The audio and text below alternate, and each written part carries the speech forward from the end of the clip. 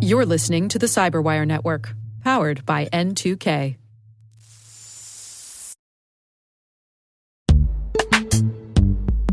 Struggling to secure on-prem apps with modern identity? Don't worry, you're not alone. Join industry leaders from Fortune 500 organizations to secure your apps on any cloud with any IDP, regardless of your environment's complexity. Meet Strata's identity orchestration platform, Mavericks. Say goodbye to the headaches of app refactoring and legacy tech debt. With identity orchestration, you can modernize legacy apps to use MFA or passwordless authentication in a few weeks, migrate from one IDP to another, and so much more without changing the app. No matter your IAM use case, Strata extends the value of your current identity investments. And the best part? You can try it for free today. Visit strata.io/cyberwire to share your biggest identity challenge, and they'll hook you up with a complimentary pair of AirPods Pro. Don't miss out. Visit strata.io/cyberwire. That's strata.io/cyberwire.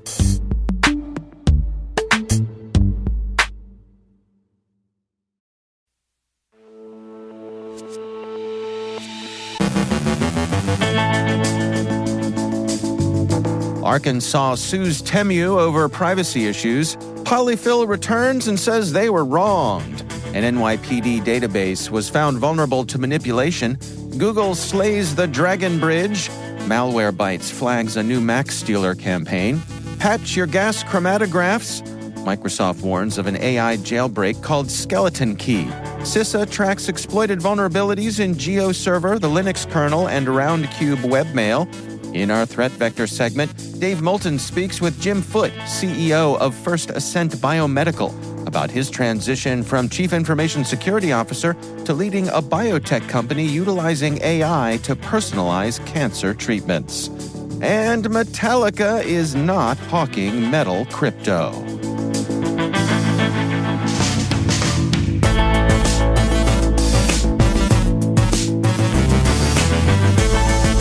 It's Thursday, June 27th, 2024.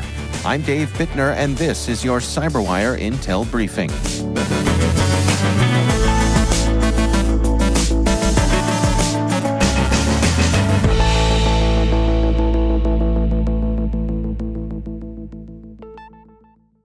Arkansas Attorney General Tim Griffin has filed a lawsuit against e-commerce app Temu, alleging it violates state law by engaging in deceptive trade practices.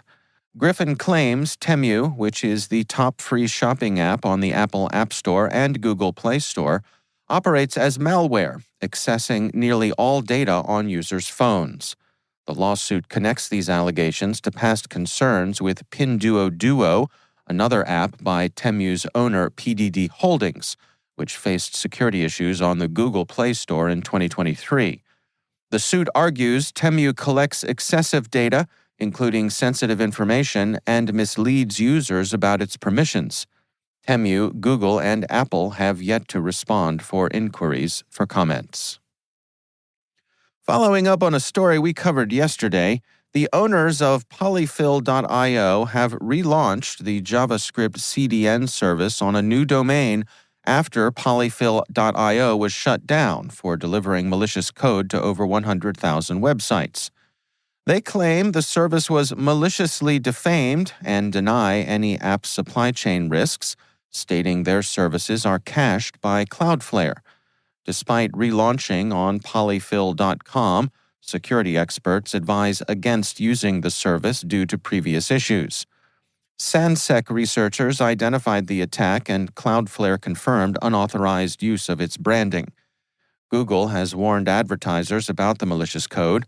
Developers are advised to seek alternatives from Cloudflare and Fastly. A public database tracking NYPD officer profiles had security flaws that allowed potential data manipulation and malicious file insertion. Launched after 2020 police reforms, the database includes disciplinary records and other officer information. Independent researcher Jason Parker discovered these vulnerabilities and reported them. The NYPD has since secured the system, blocking access to the exploit points. Developed by RockDaisy, the database faced criticism for its security lapses. Despite claims of resolution, experts advise caution. The NYPD has not clarified if the database is used internally. Google's threat analysis group has published insights on DRAGONBRIDGE, a spammy influence network linked to the PRC, known as Spamouflage Dragon. Despite prolific content production, DRAGONBRIDGE gets minimal engagement on YouTube and Blogger. Most content is low quality and non-political, but some supports pro-PRC views on various current events, including the Taiwan elections and the Israel-Hamas war. In 2023, Google disrupted over 65,000 instances of DRAGONBRIDGE activity and over 10,000 in early 2024, totaling over 175,000 disruptions. Despite efforts, their content sees practically no organic engagement, with interactions mostly from inauthentic accounts. DRAGONBRIDGE continues to adapt, using generative AI tools and focusing on U.S. political and social issues. On June 24th, a new campaign was detected targeting Mac users with a stealer via malicious Google ads for the Arc browser. This marks the second recent use of Arc as a lure. The macOS stealer, dubbed Poseidon, is an evolved version of the OS X.ROD stealer by threat actor Rodrigo 4, adding features like VPN configuration theft. The campaign uses fake ads and websites to distribute the malware. The stealer collects various sensitive data, including files and crypto wallet information. Malwarebytes has flagged this campaign and recommends using web protection tools to block ads and malicious sites. Security firm Clarity revealed several vulnerabilities in gas chromatograph devices manufactured by Emerson. The units are critical for chemical analysis in hospitals and environmental facilities. Vulnerabilities include a critical command injection allowing unauthenticated remote command execution with root privileges, and a high-severity issue enabling admin access. Medium-severity issues could lead to sensitive information disclosure or denial of service conditions. Clarity warns that compromising these devices could severely impact industries like food processing and healthcare. Emerson and CISA have advised on firmware updates and best practices to mitigate these risks. Microsoft has issued a warning about a new AI jailbreak attack called Skeleton Key. This attack allows generative AI models to bypass their safeguards and produce harmful or unsanctioned content. Skeleton Key works by altering the model's behavior guidelines, prompting it to issue warnings rather than refuse harmful requests. It affects various AI models, including those by Meta, Google, and OpenAI. Microsoft has shared these findings with other AI providers and updated its Azure AI models to detect and block such attacks using prompt shields. They recommend filtering inputs and outputs, monitoring for abuse, and updating algorithms to prevent inappropriate prompts. Security experts warn that continuous vigilance and information sharing are crucial to countering these evolving threats. CISA has warned about threat actors exploiting vulnerabilities in GeoServer, the Linux kernel, and Roundcube Webmail. The GeoServer flaw is a code injection issue on the HiExt project, patched in April 2022. The Linux kernel flaw is a use-after-free issue in NFT tables, demonstrated at Pwn2Own Vancouver and patched in August of 2022. The Roundcube Webmail flaw is a cross-site scripting vulnerability patched in June of 2020. CISA added these vulnerabilities to its known exploited vulnerabilities catalog, urging federal agencies to apply mitigations by June 17th. All organizations using these products are advised to address these issues promptly.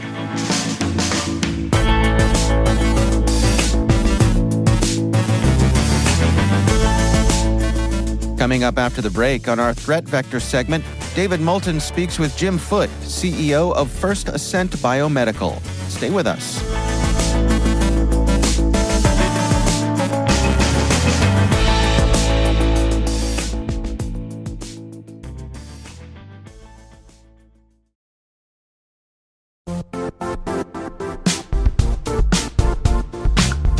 When it comes to ensuring your company has top-notch security practices, things can get complicated fast. Vanta automates compliance for SOC 2, ISO 27001, HIPAA, and more, saving you time and money. With Vanta, you can streamline security reviews by automating questionnaires and demonstrating your security posture with a customer-facing trust center. Over 7,000 global companies like Atlassian, Flow Health, and Quora use Vanta to manage risk and prove security in real time. Our listeners can claim a special offer of $1,000 off Vanta at vanta.com/cyber. That's VANTA.com/cyber for $1,000 off Vanta.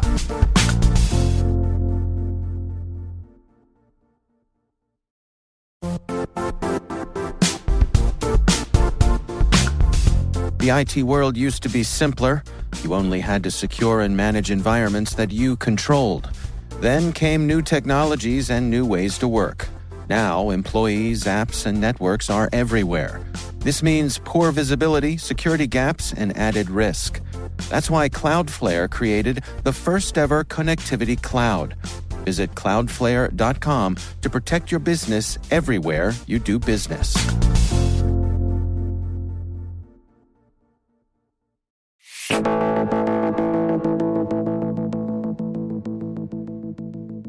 On today's segment from the Threat Vector podcast, host David Moulton speaks with Jim Foote, CEO of First Ascent Biomedical, about his transition from Chief Information Security Officer to leading a biotech company utilizing AI to personalize cancer treatments. Don't be afraid of failure. And I hate the word failure, but if you're not failing, you're not pushing the limits of your own abilities and the limits of technology. If you're going to fail, fail forward. Welcome to Threat Vector, the Palo Alto Networks podcast where we discuss pressing cybersecurity threats, cyber resilience, and uncover insights into the latest industry trends. I'm your host, David Moulton, Director of Thought Leadership for Unit 42.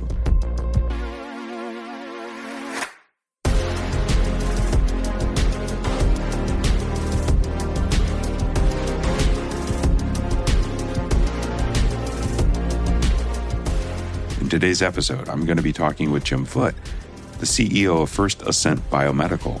Jim and I will discuss his current mission at First Ascent and some of the inspiring work his company is leading using their ML AI platform to rapidly identify therapeutic solutions for cancer patients where the options for standard care have been exhausted.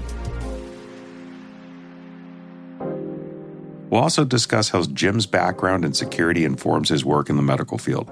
Jim uses the lessons learned as a CISO from deploying and using cutting-edge technology to fighting cyber criminals in his fight against cancer, and reached out to see if he'd be willing to share his story about the shift from CISO to CEO with the Threat Vector audience. I'll have a link to the IT Brew article in the show notes.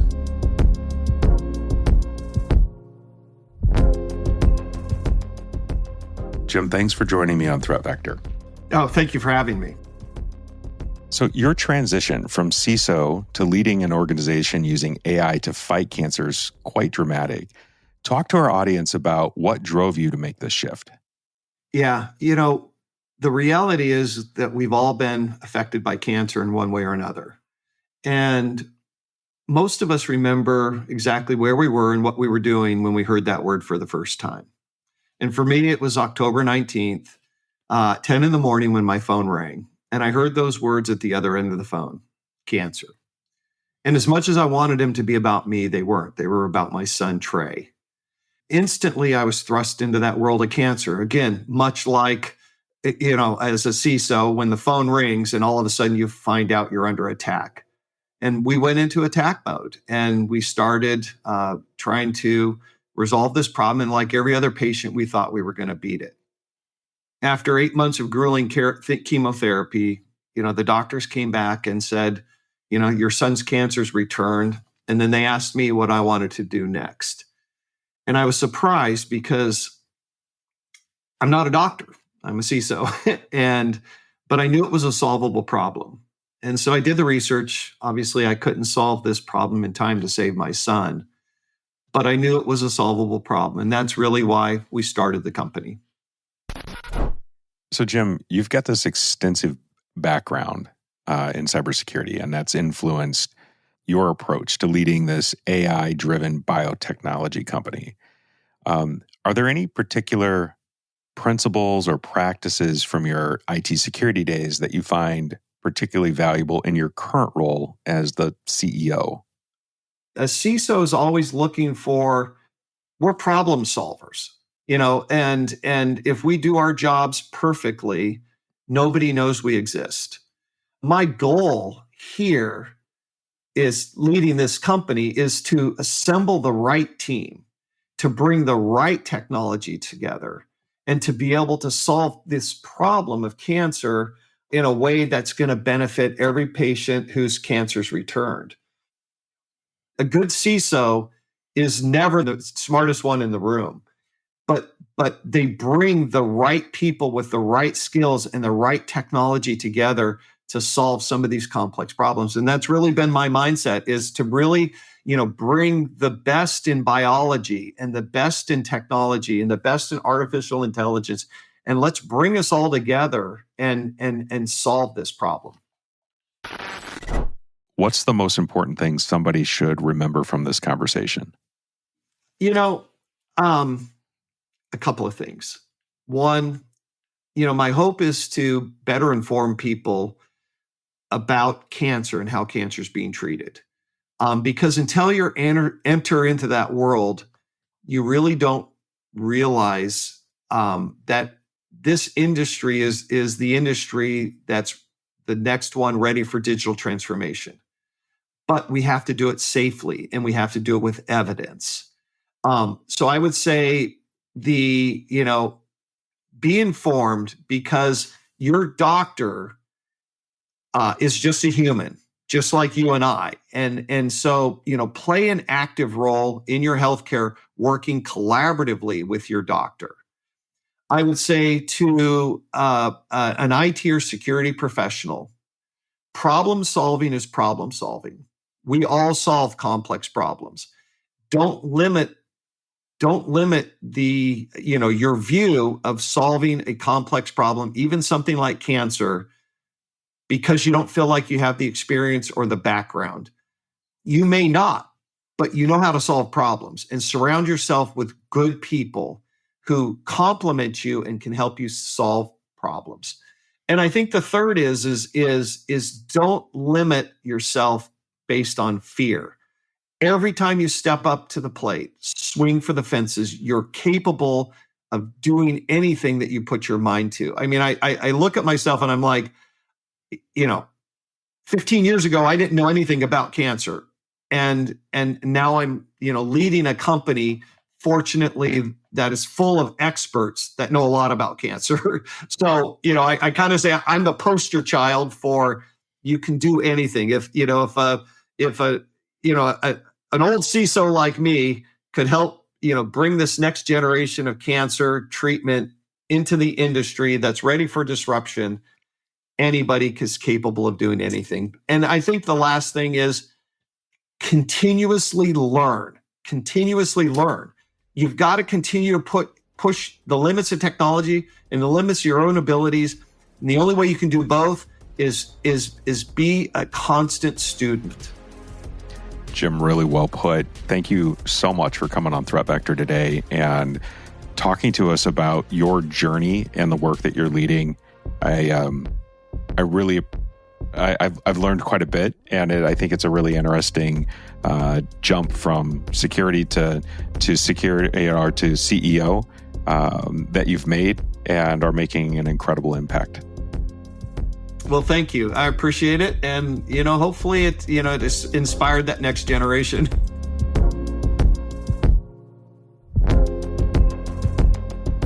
That's it for Threat Vector this week. I want to thank our executive producer, Mike Heller, our content and production teams, which includes Sheila Drosky, Tanya Wilkins, and Danny Milrad. I edit the show, and Elliot Peltzman mixes the audio. We'll be back in 2 weeks.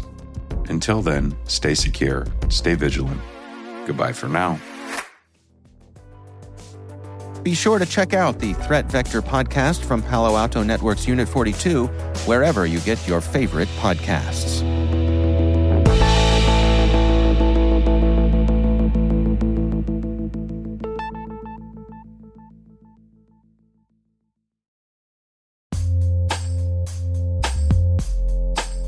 Enterprises today are using hundreds of SaaS apps.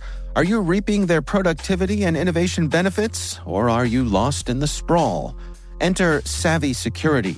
They help you surface every SaaS app, identity, and risk, so you can shine a light on shadow IT and risky identities. Savvy monitors your entire SaaS attack surface to help you efficiently eliminate toxic risk combinations and prevent attacks. So go on, get savvy about SaaS and harness the productivity benefits. Fuel innovation while closing security gaps. Visit savvy.security to learn more.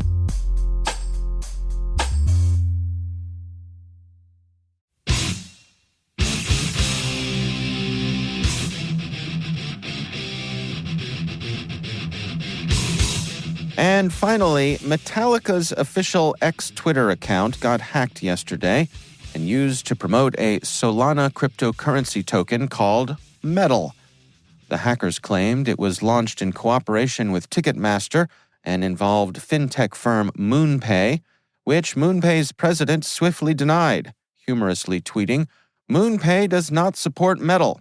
He added, "If someone offers you a Metal token, they're not the master of puppets, they're the master of scams," referencing Metallica's famous song.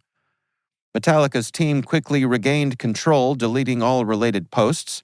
The token briefly soared to $3.37 million in value, but crashed to $90,000 within hours. The hack remains a mystery, leaving fans and followers scratching their heads.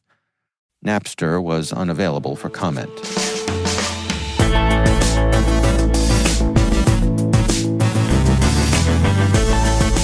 And that's the CyberWire. For links to all of today's stories, check out our daily briefing at thecyberwire.com. We'd love to know what you think of this podcast. You can email us at cyberwire@n2k.com. Your feedback helps us ensure we're delivering the information and insights that keep you a step ahead in the rapidly changing world of cybersecurity. We're privileged that N2K and podcasts like the CyberWire are part of the daily intelligence routine of many of the most influential leaders and operators in the public and private sector, as well as the critical security teams supporting the Fortune 500 and many of the world's preeminent intelligence and law enforcement agencies. N2K Strategic Workforce Intelligence optimizes the value of your biggest investment, your people. We make you smarter about your teams while making your teams smarter. Learn how at n2k.com. This episode was produced by Liz Stokes. Our mixer is Trey Hester, with original music and sound design by Elliot Peltzman. Our executive producer is Jennifer Eiben. Our executive editor is Brandon Karpf. Simone Petrella is our president, Peter Kilpie is our publisher, and I'm Dave Bittner. Thanks for listening. We'll see you back here tomorrow.